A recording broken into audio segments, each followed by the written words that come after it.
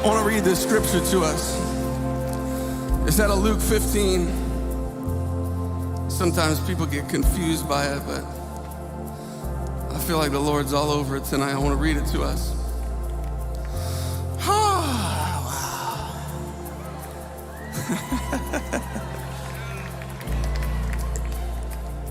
It says, now the tax collectors and sinners are all gathering around to hear Jesus. The Pharisees and teachers of the law muttered, this man welcomes the sinners and eats with them. The religious people are mad. It sets the stage and Jesus pipes up. He told them this parable. He says, suppose one of you has 100 sheep and loses one of them. Doesn't he leave the 99 in the open country and go after the lost sheep until he finds it? And after he finds it, he joyfully puts it on his shoulders and he goes home.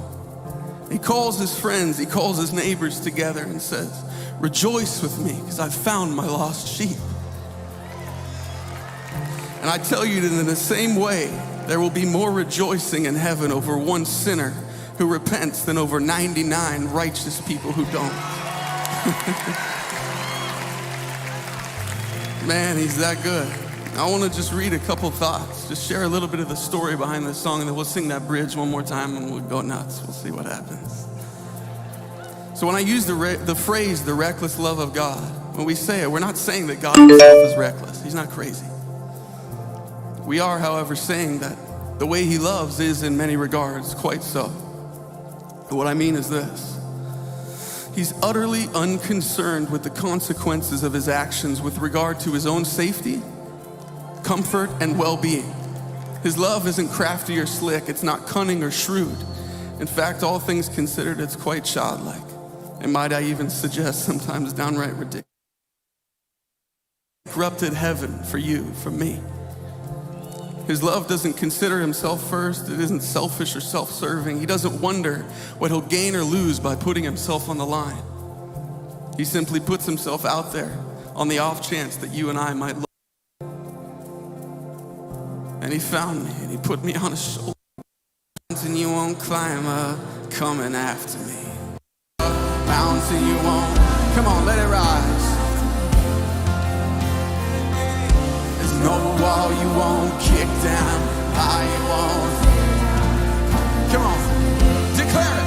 No shadow now. There's no shadow you won't light up. Mountain you won't climb up, coming after me. There's no wall you won't kick down, high you won't tear down, coming after. One more time, every voice. There's no shadow you won't light up. Mountain you won't climb up, coming after me. No, no, no. There's no wall you won't kick down, lie you won't tear down, coming. Oh, an only overwhelming, never-ending, reckless love of God. His all it chases me down. It fights till we're found, leaves the night. And I couldn't earn it, and I don't deserve it. Still you give yourself away. You're only over-ending, reckless love of God.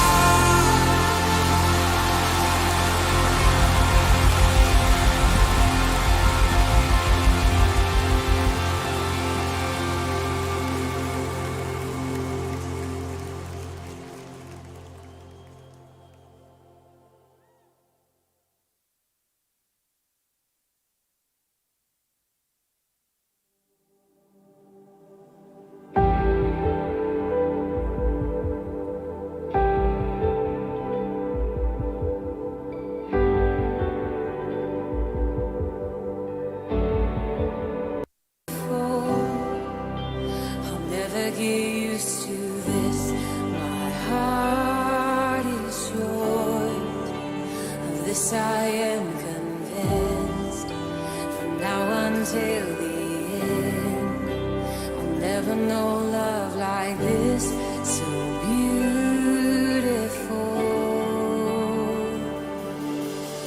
Oh.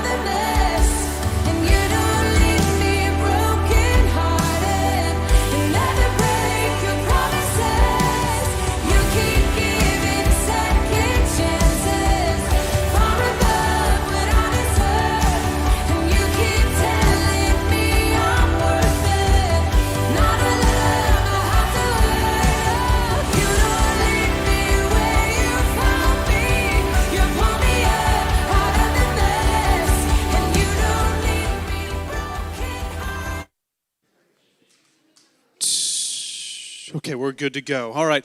Hey, if you're watching us on YouTube, appreciate you joining in at 9 o'clock and switching over from the 10:15 to the 9 o'clock time. I know that's a little earlier for you, waking up in your pajamas and just trying to roll out of bed.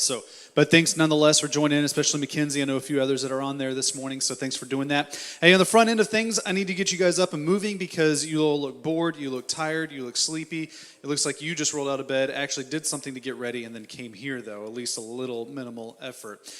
Question, though, how many of you are ready for Thanksgiving break? Yes. Anybody going anywhere? Where are you going? Oklahoma. Where are you going, Guillory? Where? The beach? Oh, yeah, it's right. It's a little thing for the Guillory clan to go to the beach each Thanksgiving, to Galveston. Yeah. All right. Anybody else going anywhere for Thanksgiving? Your house does not sound like the split. You're happy. Well, you've been in your house for like 6 months. Like, you know what I mean? You know? What'd you say, Andrew? God's house. You're right, but all right, Conwell boy. Austin. We're going to Austin. Well, they're liberal. But anyway, moving on. Here we go. A couple announcements for you. We do have Airsoft today from 3 to 6 o'clock. So if you have any equipment, if you're at home and you're willing to come out and play with us, come on, hang out. If you don't have any equipment, it's okay. I do have face coverings that you can wear, as well as equipment to be able to shoot each other and try to shoot me, which is part of the fun of it. So if you don't have it, if you've never played it before, it's okay. Come hang out with us. We will show you what to do. We will have a blast with it. I expect we'll have like 20 to 30 different people playing, and we're going to be meeting right outside the church building right over here. You know where that fence area is. We'll actually walk through the fence, meet back there, and then walk into the woods from there. Please bring your water, whether you're coming with equipment or not. Please bring water. I need you to drink and stay hydrated because whatever reason it's 80 degrees today and it's Thanksgiving week, which stinks. But please bring water. If you have your own equipment, great, bring that. If you've never played it, it's all right. Come hang out, have fun with us. Also, want to remind you that Feed the Fifth is this Tuesday night. If you haven't signed up for that, go to nehbc.com/Feed the Fifth. Help come down to serve with us down at Farrington. Well, it's actually no longer Farrington. It's now Northeast Houston Community Center, NEHCC. So if NEHBC isn't enough for you to say, now we have NEHCC. But come hang out with us, serve down there, share the gospel with people. Last time we served like 400, 600 people. Come help us do that. We will also have prayer meeting this Tuesday. So if feeding is not your thing or you don't want to eat turkey, good smoked turkey, then come pray and just have fun here at the church. So then we're no Wednesday night, so nothing this Wednesday night. Enjoy your Thanksgiving break. Then come back next Sunday. We'll have some small group socials. Check the app for that. The big things I need to share with you are December 6th is our Christmas party. Right now we have about 40 of you signed up, so we need to get about another 40, 50, 60, 70 of you signed up. We'll have food for you that night. We'll have a lot of games. We're actually going to turn these next two rooms right behind us into Wonderland escape rooms. And also, the January 1st and 2nd are guys camp out. So for all the boys in the room, make sure you sign up with that. As always, if you're online watching us or if you're in the room, you can always sign up for these things via the app. Make sure you do that and do it quick. That said, I need two friends to come here, please. Two friends.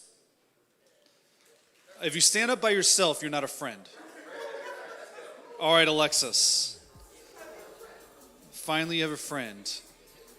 Make-believe friends and forced friends are not friends. But we'll take it. A friend is a friend is a friend, right? All right, here we go. You've heard of a game called Head, Shoulders, Cup. You've heard of that before, right? All right, have you ever heard of that before? Head, Shoulders, Cup, Head, Shoulders, Cup. Instead of Head, Shoulders, Cup today, it is Head, Shoulders, what? Turkey. Turkey. It is a specific type of bird. So if you should win, then you can stick your hand in there and grab as much candy with one fist as you possibly can, not with two, and you can't do double takes. You only get one. But if you win, you get to go in there and you get to dig in. If you lose, well, unfortunately, I can't pipe people in the face today like we did Wednesday night. So this game is head, shoulder, turkey. So let's just practice it real quick. You got head, touch your head. Shoulder, touch your shoulders. Knees, touch your knees. Perfect. And if I say this word, then you grab that. All right, makes sense. I could say it at any point. I could say it right now, and then you would have to grab it. But for everybody in the audience, make sure you just watch. Make sure they don't cheat. If they cheat, let me know. Here we go. Ready?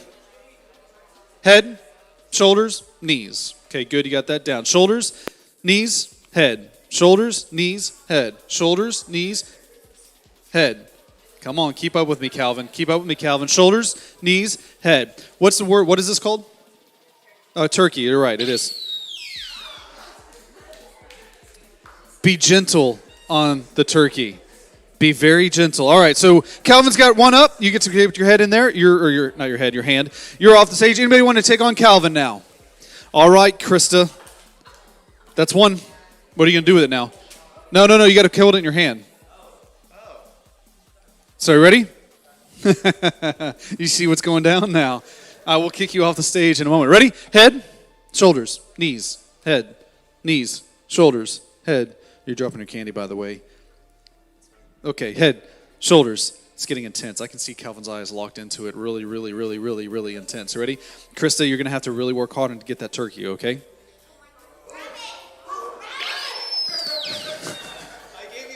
You gave her the chance. All right, you're done. Goodbye. Anybody want to sit next to Calvin? He's sharing on his wealth. All right, 2 other friends, come on up. 2 other friends, come on. No, you cannot. Come on. I don't care whoever comes up first. Whoever comes up first. Who are you looking back for? Your partner in crime's not back there. I know. Okay. All right. Ready? Head, shoulders, knees, head, shoulders, knees, head, shoulders, head. You got to touch knees, head, turkey. All right. You get the one. Who wants to take on Alexa? Anybody? Nobody? Anyone? No one. No, you can't go twice. You had your chance. Come on, Mikey. You got to hold it. Now you only are down to one hand. You're now handicapped for winning. Ready? Knees, head. No, I don't know what that was. Head, shoulders, head, knees, shoulders, head, turkey. All right, we kicked her off. Who wants to take on Mikey? You get a candy. You just get a little piece. You want at least one piece. Starburst is in there. You like Starburst. At least one. Nathan Powell, come on up. Come on up, Nathan. Oh, you got lucky, Nathan. All right. Lane's got it. All right. Good handshake. Please squirt. I don't trust you. I'm just saying make sure we keep everybody hand sanitized here. Squirt the turkey. I haven't touched your hand. But you're not touching this. Head, shoulders, knees, head, shoulders, knees, head, shoulders. Cool, turkey. All right, Mikey's 2 for 2. Kicking off. Nathan, come on up. You get to pick somebody, Nathan. You're picking your girlfriend. All right. By the way, got to get a shout out to the Huffmanites in the room. Or my Huffman people? Yay. You do realize history was made last Friday, right? So if those who don't know, except for those that go to Atascocita High School, what it's like to go into the 3rd round of the playoffs, because Summer Creek has never been there, and neither have any of the other schools in the area, at least in football. Huffman has now joined the elite class of 3rd round playoff guys. Atascocita has not, but we have North Shore this week, right? Yeah, hopefully.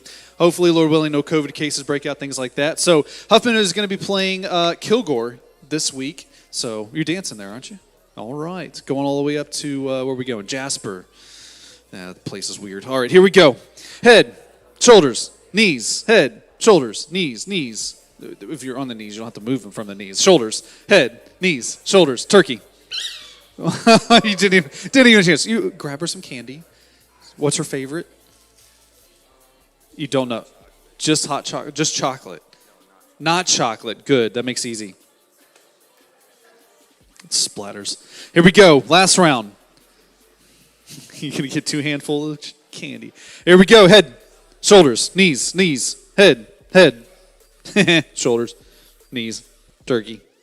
Oh, Jackson, get your candy. Go ahead and take it out and go ahead and have a seat. All right, if you, Kirk and Christina and Kayla, if you will hand out those sheets, and if you'll hand out the pens, please. If you have pens, please take them out. I need you to have pens and something to write with, something to write on, although I'm providing you a sheet to write on. So, this is Thanksgiving, and so I want to make sure that we do something that is thankful. When was the last time you as a student wrote a list of things you're thankful for? Anybody? Tuesday. Not bad. Mikey, what? Last year when we did this. This is how good of a pastor I am. I make sure you do this every year. So Kirk and Christina are passing out a thankful list. And if you're watching online, I'll walk you through this so you can put the thankful list into the comments section. Right now, Kayla Williams is in the house. She's on the computer, and she will be chatting with you. So drop her name in there, and you can follow along with us as we do this list. Christina, let me have one. Christina, Make sure I have one, please. I forgot to take one. Thank you. All right. If you were here Wednesday night, we talked about the idea of Thanksgiving. So now we're going to actually put this into practice a little bit. So, Kirk has a pen. If you need a pen, raise your hand. Kirk can hand you a pen. Miss Kayla's also got it. Raise your hand if you need a writing utensil. I know it's not school, so you don't come prepared here, but many of you don't come prepared at school either. Correct? Am I right? Am I right? All right. Anybody else need a pen? The one and only Kirk Vaughn, Mr. School Board Director, sir, is asking. All right. All right, here we go. So here's what we have on the list. Last Wednesday night, we talked about the idea of being thankful and how that relates into the scriptures. And if you recall, let me ask you this question, so just think through this through in your head. When Adam and Eve sinned against God, what was the seed that bred their sin? And here's what I mean by that. Their sin, their actual sin, was the rebellion against God, meaning that they directly and deliberately chose to go against God's directions, not to eat of the tree, of the knowledge and evil, okay?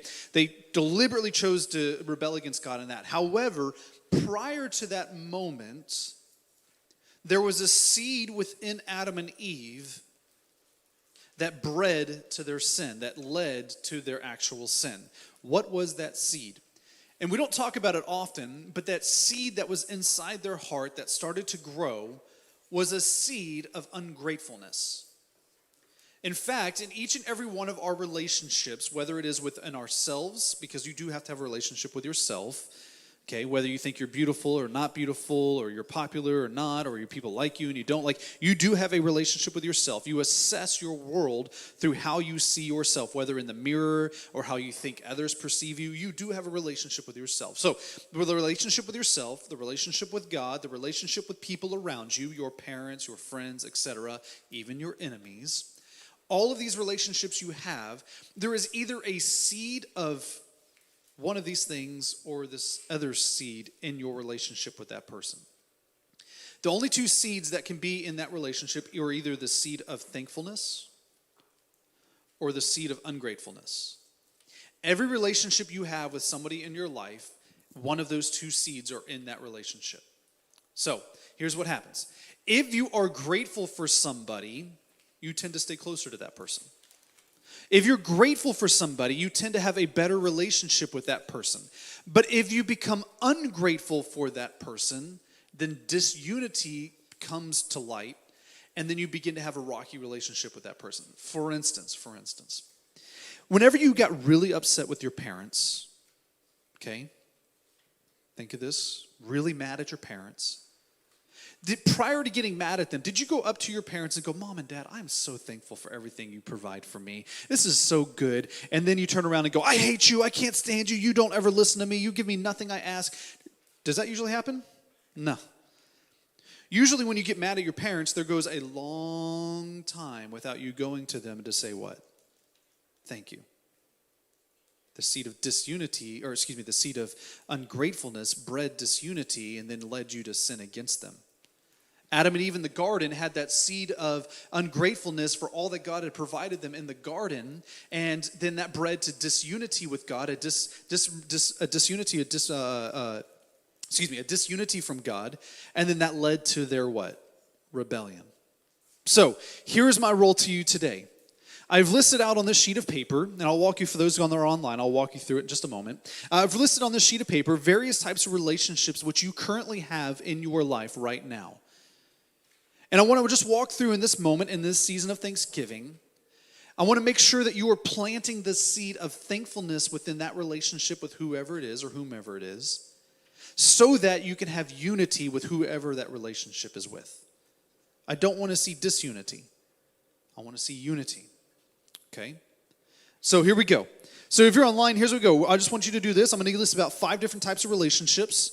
And we're going to list just 3 things that you are thankful for that individual or group of people. So first one on the list are who? Your parents. What are 3 things that you are grateful for in regards to your parents? And if you're online, you can just put them in the comment section, just 3 things you are grateful for in your parents. If you're in the student in the room, write them down. Now, to not write them down scares me. So I would prefer all of your participation on it. However, if you are just that ungrateful for your parents, I get it. See what I did there? Yeah, I put you on the spot. It can be something as simple as, thanks for birthing me. I mean, I don't have life apart from you birthing me. I mean, you could actually be, well, we won't go there. We won't go further back. But just the idea of birthing, okay? I'm just saying. God created it to be good between one man, one woman in the confines of marriage. And then, just saying. Thanks, Mom and Dad, for being honoring God. What are 3 things you are thankful to your parents for? Food. Some of you are really thankful for that. Hey. Thanks, Mom and Dad, for providing a home for me, a nice home. Thanks for adopting me, Mom and Dad. I mean, that would be awesome. Thanks for showing love. I mean, these are just basic things that you should. But you will notice that even within yourself, as you're trying to think of something, you can sense and start to look at what seed is within your heart. Because some of you are like, I'm really struggling with this. And that's okay. It's all right. It happens. Some of you are like, oh, this is super easy. I love my parents. But you're still a rebellious punk. We all are. All right. Next relationship. I say family. It may be one particular person in your family. It may be siblings in your family. How many of you are grateful for your siblings? Yeah? Because you get in trouble together? Because you go out and hang out together? Because you do what? Yeah? I don't know what that look was for. You were looking at him. I mean, I know siblings. I try to get my siblings in trouble all the time. Some see, there's different types of sibling relationships. There's like 3. Sometimes you practice them all at the same time or various seasons. Sometimes sibling relationships, you try to get the other person in trouble. Sometimes you both get yourselves in trouble and just enjoy it. It's like, hey, what kind of trouble can we get in together? And then the other one is you try to keep them out of trouble. Like, which one do you have? You like to get in trouble together, you like to get the other person in trouble, or you like to keep each other out of trouble? I don't know. What? The third one, Calvin? It's like the third one? So you pick on your sister. What are you thankful for? Maybe it's siblings, maybe it's an aunt, an uncle, a grandma, a grandparent. Like I know for there in my life would have been my grandfather. I'm very grateful for the relationship I had with him. He taught me how to play golf. And he also wore me out, disciplined me like crazy. How many of you maybe put in the grateful category, like the things I'm thankful for parents, the fact they disciplined me? Did anybody put that down? They ground me. I'm thankful for that. Everybody's like, what? You do know that in the Bible it talks about that parent disciplines their child because they love them, not because they want to hurt them. Kinley's like, I've heard that one before. All right. Third relationship that you have, relationship with the church.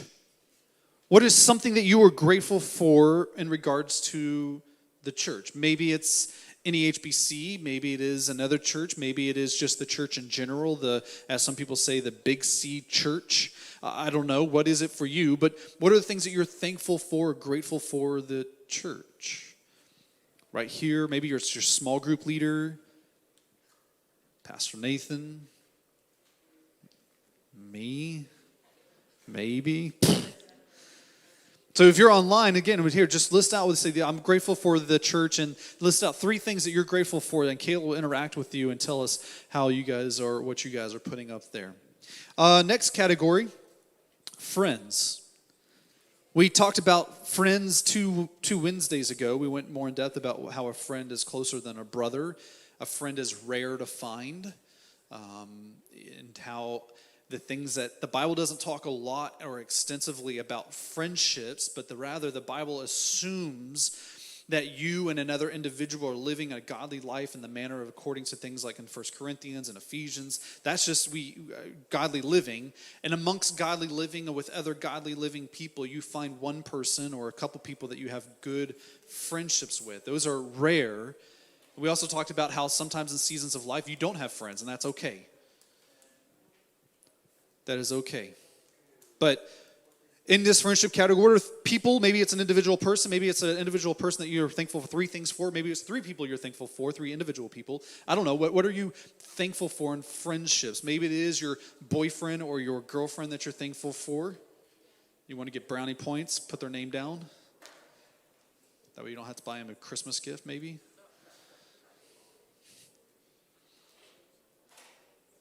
Maybe you're grateful that your boyfriend or girlfriend's like, we don't buy each other gifts. We just spend time together.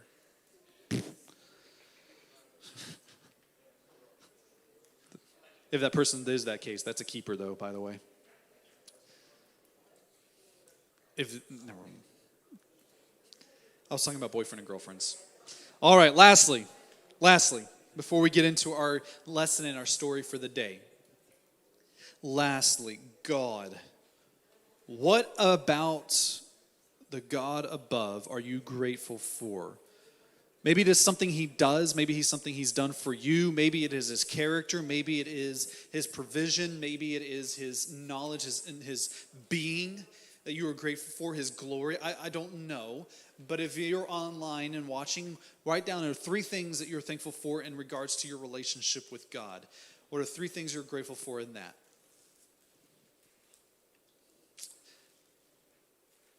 Katie's like, I already got that. Oh, your pen. Well, raise your hand. I need another pen. Kirk, get another pen for Katie Serling, please. Do you have a pen? You already did it. All right. Just toss. Oh, she got one now. There we go. Just ask. There's a Bible verse that just says, ask and you shall receive. Knock and it shall be opened. I need a pen and you shall have one. All right. What about in your relationship with God are you grateful for? All right. Now, lastly, that was the last in the relationship categories.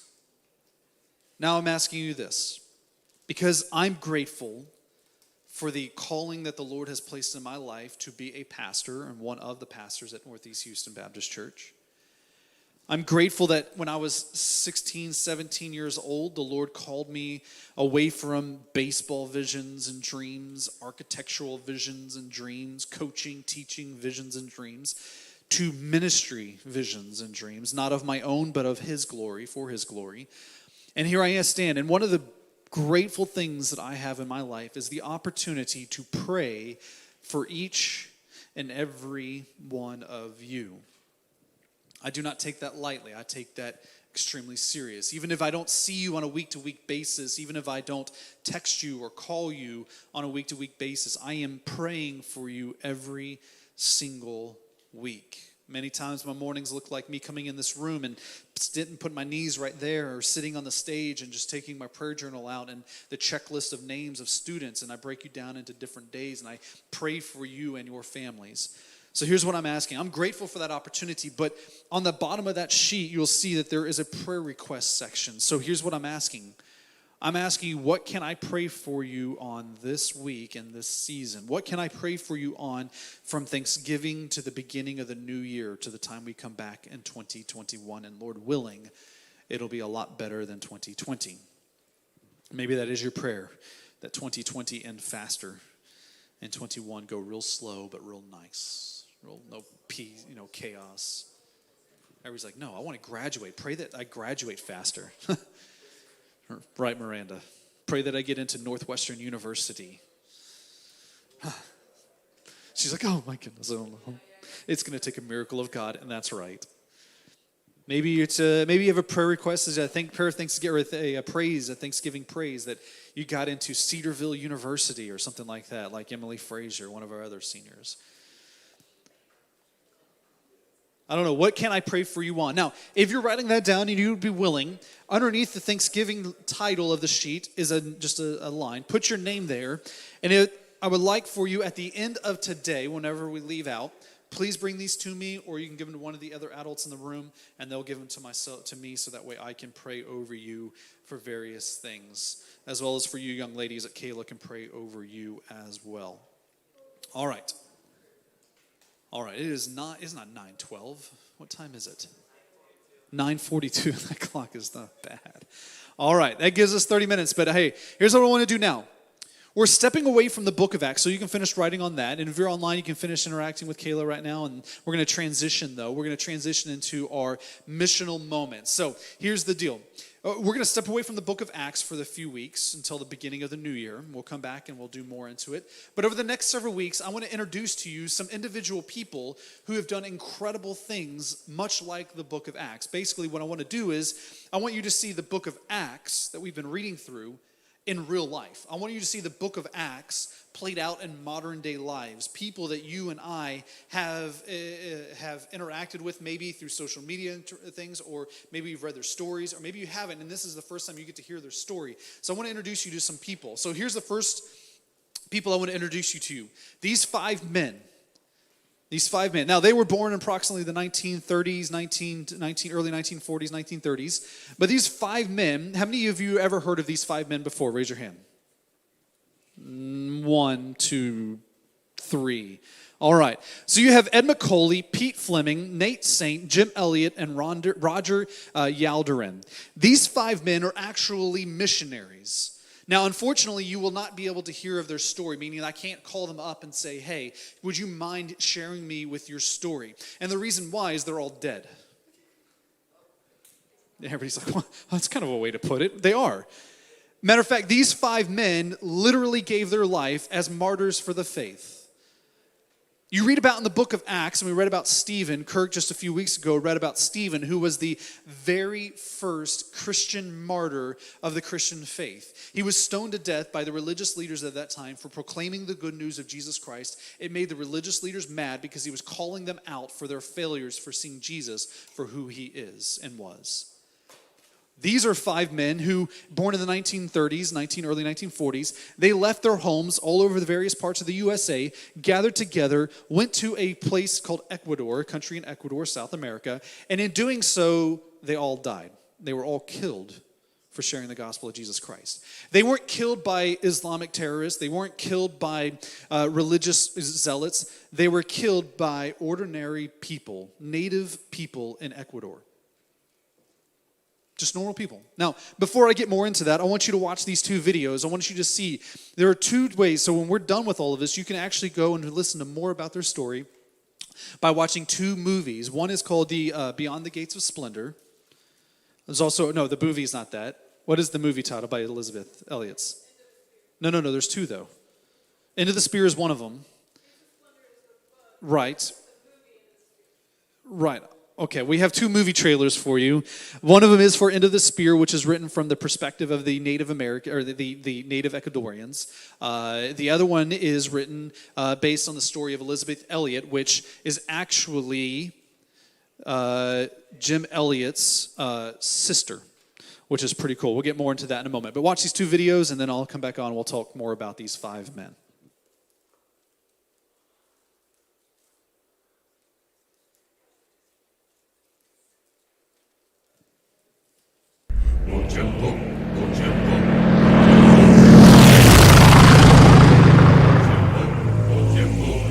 Nate flew into our airstrip one day, and he said, "Hey guys, I found the Alcas."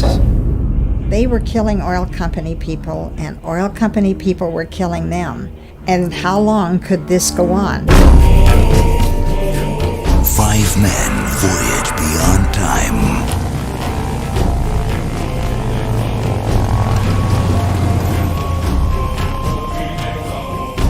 That night I had a dream, and I saw the bodies around the plane.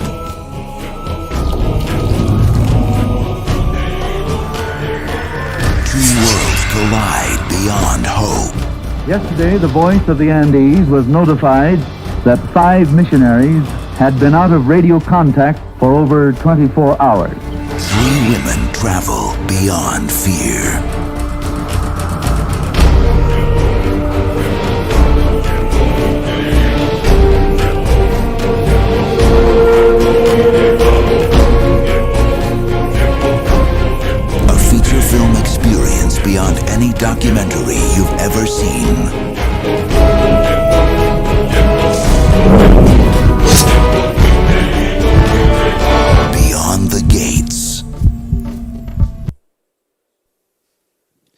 All right, so there's a book about that, but here's another one. This was the more recent movie that was made in about 2000, 2001.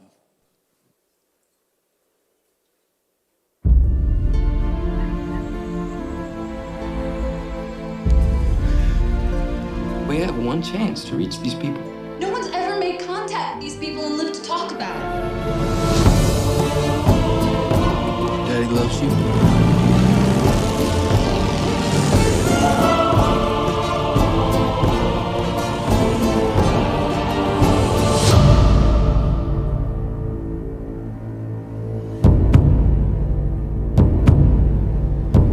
Gentlemen, we got company.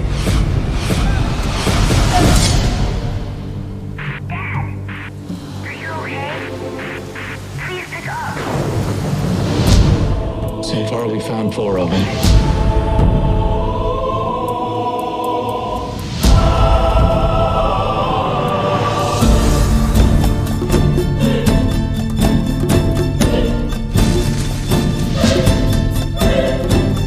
Are we going to run? No.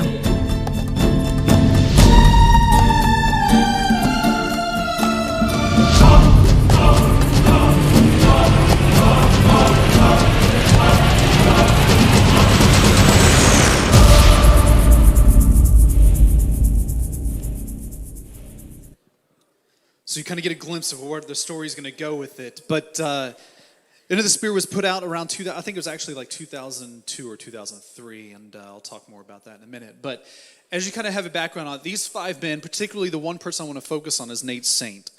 And here's the incredible thing about it. Sometimes we wonder, like, how is God going to use us in our life?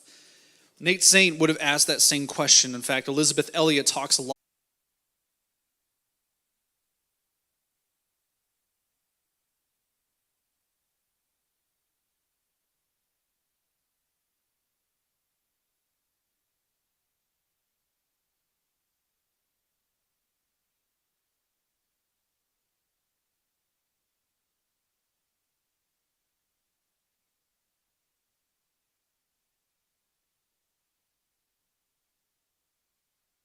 Hello. Hey.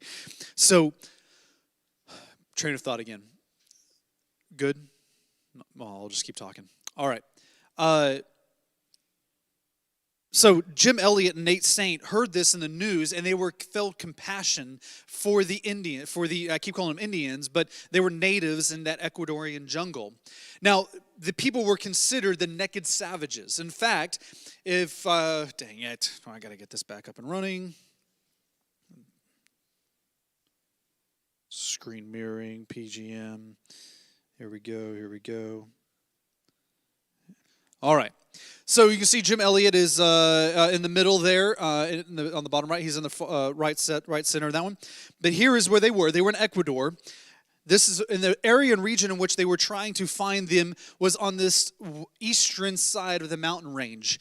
And as you heard in the video and the trailer, many people have actually tried to make peaceful contact, but never have they ever returned. There was always a slaughter. They would always murder or kill those who would try to make contact. Now, the Waodani people is the specific Indian tribe or the native tribe, and they were called the naked savages for obvious reasons. They rarely wore both the men and women rarely wore anything because they were just this way they were born, the way they were raised, that's the way they would go. And in fact, Into the Spirit actually talks a little bit about their religious beliefs, because since this encounter and since the encounters with them, we've found out more about their previous religious beliefs. So Nate Saint and Jim Elliot try to make contact with them. In fact, what they did was they took Nate Saint took his passion for aviation. He got these other 4 men, along with Jim Elliot, his good friend, to fly down. And what they knew was they couldn't actually find them by foot. So what they would do is they would land down by the riverside with that plane that you saw, that yellow plane. It's actually in a museum, a natural history museum up in Washington, D.C. You can go see it. So they fly that plane around, and they would land it on the riverside at night, build their fire. Now, they would would choose their location based off of seeing other fire smoke coming from the trees, and they would try to find a riverside that was close to the fire smoke in hopes that the natives would come and find them. The Waodani people would come and find them on the riverside. After doing this for several times, they didn't have any contact, and every day they would radio back to their family in America. Obviously, they didn't have Twitter, they didn't have social media, they didn't have phone calls, that they would do radio to try to communicate back to their families and back to their missional oversight people. After several tries, they finally had contact, and what they would try to do is they would leave gifts to just try to show that they wanted peaceful contact. In fact, this is a picture of Nate Saint having contact with one of the Waodani people. Now, the interesting story about this would go on for weeks. They would have peaceful contact for several weeks. And there are various types of images. Now, here's an image of Nate Saint with his son, Steve Saint, when Steve was just a little boy. And I want to keep that in mind because Steve Saint comes back later in this story to have a significant role. And how the Lord used Steve Saint was incredible. So they would fly around. They would try to find contact. They would land on the riverside. They finally had contact with them until one day, where they thought, and if you listen to the radio transcripts, the day before, they talked about how the natives actually brought them a gift. So for the first time after peaceful contacts of the missionaries giving the natives, the Waodani people, gifts, finally the Waodani people brought them a gift. It was food. It was food native to the jungle in that area. They brought them a basket and brought them food. And so this was a huge breakthrough. Never before had they had peaceful contacts, but never before had they ever had the Waodani people bringing gifts to the missionaries or to the outside contact. But after that, there was no contact for one day. No radio contact from the missionaries. 2 days. 3 days, 4 days went by, and there was no radio contact from Jim Elliott or Steve Saint or the other three missionaries. There was zero contact making it back. And what ended up happening was people around the U.S. got word about the 5 missionaries who went down, and there was no contact. You see a clip of that in the video. People were starting to pray for the missionaries. Now, they were praying for the safety of the missionaries because, again, these were considered the native or naked savages. There had been many other contacts prior, but none peaceful. It always ended in someone dying. And then here we had heard about them finally having a peaceful contact, but not only that, the Waodani people bringing them a gift, but then 4 days of silence. Finally, the Americans, they sent down mission teams, not missionaries sent mission teams, but mission teams to try to find the 5 missionaries. After about 4 or 5 days of looking for them, they finally found the missionaries. But the problem was, they found their body parts. The Waodani people had murdered all of the 5 missionaries, had savagely murdered them, and left their body parts just to float down the river. They had actually tried to tear apart part of the plane, but they were unsuccessful, and yet the plane was still operational even after the Waodani people had tried to tear down the plane. But then the story gets really interesting. A woman by the name of Elizabeth Elliot envisioned and in dreams of seeing the Waodani people came up with that same burden that her brother and that her friends had to see the Waodani people saved. And so she picked up her stuff and she went down. Now what she did was she started living in villages close by where the Waodani people were and started trying to find various ways of having contact with them. And in fact, long story short, there's actually Steve Saint, who is, Steve Saint, Nate Saint's son, growing up by the plane. I'm going to explain more of that in a second. There's Steve Saint with the Waodani people later in life. But I wanted to show you, oh, come on, I thought I had that picture. I don't. Dang it. I'm sorry. I thought I put a picture up there. There was a beautiful, iconic picture of Elizabeth Elliot actually with children in the Waodani tribe, teaching them how to play a basic game with dice. It was an incredible picture. And so forgive me for jumping around, but here's what happened. Elizabeth Elliot tried to find the tribes, tried to find villages around the tribal people. She finally had contact with them. They welcomed her into the tribe as a woman. They looked to her as like a grandmother. In fact, she actually talked about how they called her grandmother, the white grandmother, and they welcomed her in. She started using the children as a means to try to talk and have communication with them. And as that started happening, they realized, Elizabeth Elliot was writing out to Steve Saint's wife. She came down, and you saw that picture. You saw the two boys and the brother and the sister there, Steve Elliott and his sister. They started coming down and visiting on a regular basis with the very people who killed their father. Now here's how the story goes on. As Elizabeth Elliot started working with them and started translating and started learning their language and started sharing the gospel of Jesus Christ and started putting parts of scripture into their language so they could read it. And here's the cool thing. They wouldn't call it the Bible. They called it God's carvings. And in fact, if you were to meet with them today, and I'll talk to you more about how we know this, we meet with them today, they never call the Bible, they just call it God's carvings. And they would say that they were God's workmanship, which was based off of the passage out of 1 Peter. So fast forward a little bit, Elizabeth Elliot had been meeting with them and with the Waodani people for many, many years. Steve Saint, actually many times in ways you could say, grew up with the Waodani people. He would go down there on regular visits to meet with them. In fact, here is a picture of Steve Saint several years ago with the Waodani people. 3 of the men in that picture murdered his dad. Take that in for a second. 3 of the people in that picture murdered his dad. And he's standing right next to them. Here's a cool story. The guy in that picture right there, his name is Minkaye. You know what Steve Saint calls him? Grandpa. You know who was the leader of the tribe that led the attack on his father and was the first one to spear his father? Minkaye. Think about that for a second. There is a man standing next to his father's murderer, but now calls him grandpa. In fact, I actually met Minkaye.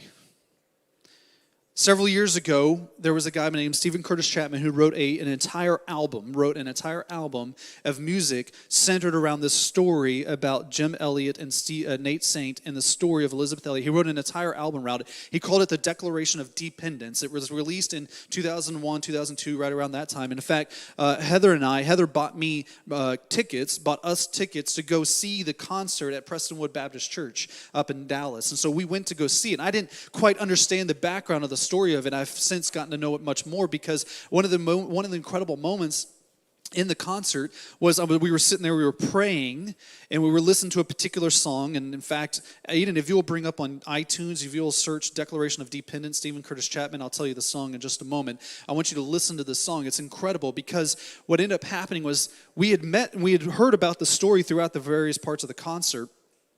And then all of a sudden, Stephen Curtis Chapman's playing the song. It's a very worshipful song, and we're worshiping, and I'm just on my knees, sitting down praying, just praising God for the moment. And all of a sudden, I hear this distinct, various different language I've never heard before. It was Minkaye on stage singing the very song we were singing in his own language. I don't know what that means. It's about to get really suspenseful, I guess. I don't know. Oh, okay. Here we go. So I hear Minkaye up on the stage singing. And it was also Steve Elliott, the older man, the white man in the picture, and Minkaye on stage singing together, praising the same God. I want you to take that in for a moment. This was just 16, 17 years ago. Minkaye murdered his dad, and now Steve Saint calls him grandpa. Here's why I want you to hear this story. It is what the power of the gospel can do. We sit in our lives all so often thinking that God is off in the distance. God doesn't hear our prayers. That God won't work in incredible and miraculous ways. He's not going to use, woe is me, I have no passions, I have no desires, I have nothing, I have no skills. He's not going to use me to do anything. If you read through the journals of Nate Saint, he had the same questions. If you read through the journals of Elizabeth Elliot talking about Jim Elliot and Nate Saint, you can see and you can read that they thought the same thing. Like, we don't know what we're going to do. We just know that in our passion of Jesus Christ, and because the gospel has changed our lives, we want to see someone else, somewhere else, be saved and changed by the power of the gospel of Jesus Christ. So they just went. Despite all the odds, despite everybody telling them don't go, despite the potential of the threat of losing their life, despite all of that, what did they do? They went. And God worked an incredible story that we can now praise him for many years later. Some 70 years later. This wasn't in the book of Acts. It wasn't written 2,000 years ago. It was written 70 years ago. So the same God that was moving in the book of Acts, taking people from different nations and different languages and different tribes, different socio-economical groups, God was taking that, God, the same God then, moving in such an incredible way, establishing, founding the church, is the same God who worked in this story to where a man whose murdered father, he would then go to his murderer of his father and call him grandpa. So here's my thing to you. What stops you from seeing God move in that way in your life? Your lack of faith? Your lack of willingness? Your lack of passion? What stops you from seeing that same God work in your life in the same way? And you mean to tell me that whatever's in your life, whether it's a disgruntled relationship with your parents or loneliness, or maybe it's, I don't know where I'm going to do in life, I just don't know who I am. Like, despite all of those things, while all are very important questions that you need to have in your life, very real situations going in your life, do you not think that the same God who can mend the broken relationships between a murderer and the murdered father, or the father's son of the murderer, father, son of the murdered with the murderer, if you think that the same God that can do that can't work in your life, then woe is you. He can. He can. It's stories like this that remind me that I am praying that you might have that kind of story.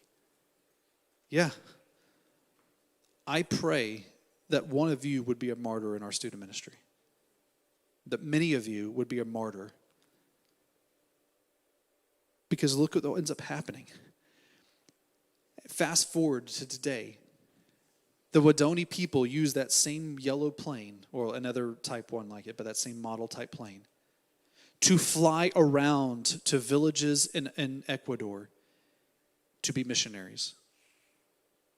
So when that 5 men came into Ecuador to try to find the Wadoni people, as missionaries, gave their lives for it, the sister and a wife of those missionaries go and see that God move in an incredible way, that they have now what they don't have the full Bible still in their languages, but they have enough of it. They go around and take what they call God's carvings, and they go from village to village in a plane trying to do the exact same thing that the 5 missionaries did way back when, and they go around trying to find other indigenous people so that they can share the gospel of Jesus Christ with them.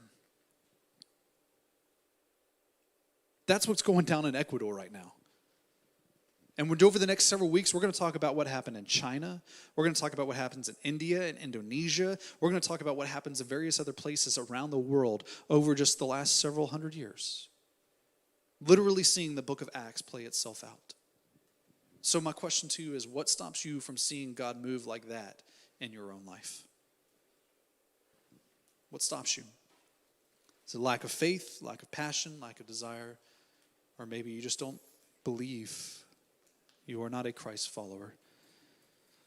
So that said, here's what we're going to finish up tonight. I'm just going to pray over with you. And then you come, please give me your Thanksgiving cards if you wish, so I can pray with you throughout the summer, or throughout the break, and throughout the month of December. After that, donuts are there for you. But let me pray for you. Father God, thank you that even amidst distractions, tiredness, exhaustion, I thank you that these students would be willing to meet, even in midst of a pandemic. Thank you for the many of them and their faithfulness. I thank you for many of them and their parents and their willingness to bring them to church. Thank you for the students being willing to wake up. Because, Lord, it's for moments like this, just to hear what you have done just to hear what you are doing. That should motivate us every day to get up. God, what are you going to do new today? God, what are you going to reveal to us today that you have been doing? We just didn't see it, but you have, through your sovereign will and desire, chosen to reveal to us in this moment. Lord, I pray that as these students walk through this week of Thanksgiving, I pray, Lord, that they would, in fact, be thankful for all that they have. First and foremost, with a relationship with you, with a relationship with themselves, their parents, their siblings, their friends, and to everyone else, and particularly the church. Lord, I pray that they would be grateful for these things, because to be ungrateful breeds the seed of disunity, but to be thankful breeds the seed of unity, Lord, and we want to be unified as one together, not disunified. Lord, I thank you that for the men, the 5 men that willingly gave up their life for you, they went because they were grateful that you went to the cross. They were grateful because you had given them a commission to go and share the gospel. They were grateful for the fact that they had health and ability to be able to go and take their talents and skills that you had placed in them throughout the course of their life, even though they didn't know that when they were younger, you would put this on their heart. They just trusted and had faith and walked in obedience to you to the point that they gave up their lives. But as beautiful as only you can write it, you didn't stop there. You continually pursued a unreached, unengaged people group in a season and time when people were scared of them. Nobody else wanted to go to them. But yet, you went to them. I think in my own heart, my mind, how incredible is that act of love?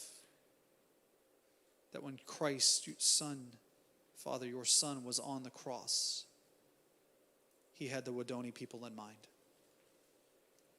When, through the inspiration of the Holy Spirit, you had the psalmist talk about your love for the nations, you had the Wadoni people on your mind. That just baffles me. It humbles me. And it reminds me that you even had me on your mind. The story of your glory does not begin or end with me. It did not begin or end with the Elliots or the saints. It does not begin and end with any student in this room. So, Lord, I pray that every one of these students find themselves in your glory and just be faithful and obedient to you, even if it should cost them their life in the future. Now, Lord, as these students go to worship, corporate worship, I pray that your Holy Spirit fill that place. Pray that you give them an attention and attentiveness, because you may be calling them right now to missions. You may be calling one of them right now to be baptized. You may be calling one of them right now to go and share the gospel with a friend of theirs in school, or a neighbor, or a family member. I pray that they will be found obedient because of your leading and their passion to love you. It's in Christ's name I pray. Amen. All right, I will see you guys either Tuesday at Feed the Fifth or next Sunday. We'll come back. Or at 3 o'clock. Or, yeah. Goodbye. It doesn't matter.